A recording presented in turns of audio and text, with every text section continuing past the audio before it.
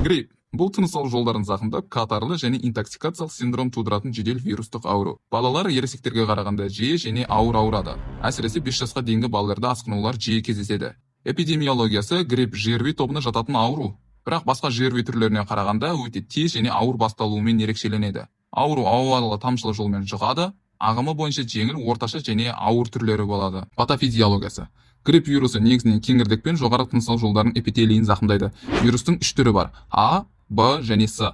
А түрі ең өзгергіш, көптеген штамдары бар, адамдар мен жануарларда кездеседі. Б түрі тұрақтырақ және аз өзгереді. Негізінен адамдар мен шошқалар ауырады. С түрі мүлде сирек кездеседі. Вирустың сыртында 2 маңызды белок бар: гемоглютинин және нейроаминодаза. Гемоглютинин вирусқа жасуша ішіне енуге көмектеседі, ал нейроаминодаза жасушадан шығуға және жасушаларды зақымдауға көмектеседі. Кезеңдері: инкубациялық кезеңі 1-2 күн, вирус ағзаға енеді, бірақ белгілері байқалмайды. Протромальды кезең бірнеше сағат қана созылады.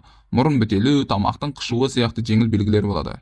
Өршу кезеңі аурудың ең ауыр сатысы. Температура 39-40 градусқа дейін көтеріледі. Айқын интоксикациялық синдром байқалады. Мысалы, бас ауруы, әлсіздік, буын мен бұлшықеттің ауруы. Сонымен қатар қатарлы синдромда дамиды. Мысалы, жөтел, тамақтың ауруы, тамақтың қызаруы, мұрыннан су ағу, қатарлы ангина. Температура әдетте 5 күнде түсу керек. Егер түспесе, бактериялық асқынуға күмәндансақ болады.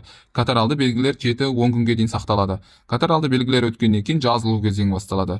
Асқынулары грипп асқынса немесе ауыр ағымда өтетін болса, онда ол пневмония, менингит, гайморит, миокардит сияқты ауруларға алып келуі мүмкін. Асқынулардан күдіктену керек. Егер температура 5 күннен ұзақ сақталса және температура 40 градустан жоғары болса, және бас ауыру күшейсе және ол дәріге қайтпайтын болса, теріде геморрагиялық бөртпелер пайда болып, адамда ентігу немесе дұрыс емес тыныс алу байқалса. Диагностикасы: науқастан жалпы анамнез аламыз, физикалық тексеру жүргіземіз, жалпы зәр анализін аламыз, биохимиялық қан анализін аламыз, ИФА және ПЦР тесттерін тапсыртқызамыз. Емі: нейроаминодаза ингибиторлары, оселтамивир, умифеновир, интерферондар және олардың стимуляторлары.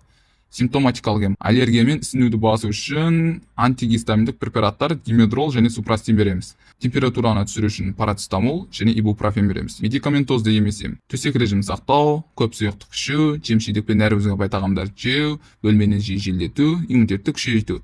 Профилактикасы: иммунодефицит болатын болса, оны емдеу, созылмалы ауруларды ремиссияға түсіру және ең бастысы вакцинация. Қазақстанда гриппқа қарсы вакцинация міндет емес, бірақ қалаған адам ақылы түрде салдыра алады.